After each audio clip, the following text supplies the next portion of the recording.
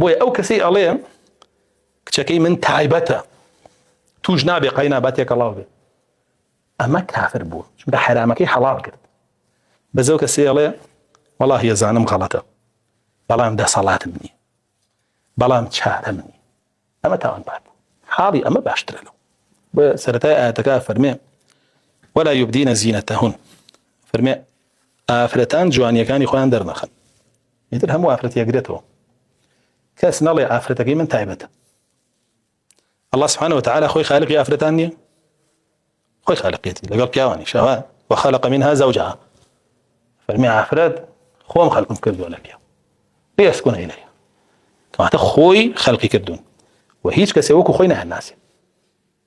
هەزار دەروونزان بێ، هەزار مامۆسای ئاینی بێ، بڵێ من بەدەر لە قورئان و سنت باسی ئافرەتێ بووەکەم حەقیقەتی و پێ ناسێنم، درۆەکان ناتوانێ. باشە عیلم چەندێ پێشکەوێ، ئینسان چەندێ لە خۆی ڕاببینێ، چەندێ سیقەی بەخۆی بێ، چەندێ خۆی بەتون و تۆڵ بزانێ کە الله جل جلاله فەرمانی دەرکرد بۆ ئافرەت ئەبێ بەو شێوە بێ بۆ شێوە بێ. ئیتر لە دوا ئەوە هەر قسەیە بکەی نەفامی و نەزانی و حەماقەتە، کە بڵێ کچەکەی من جیایە، خوشکەکەی من جیایە، وەڵا ژنەکەی من جیایە، من خۆمەزانم ئەو خۆی ئەزانێ، سیقەم پێیەتی، ئەمە هەمووی درێ، هەمووی خۆڵ خەڵەتان بدەن، هەمووی خۆی جێلکردن، هەمووی حرام حەڵالکردنە بۆ کەلیمە.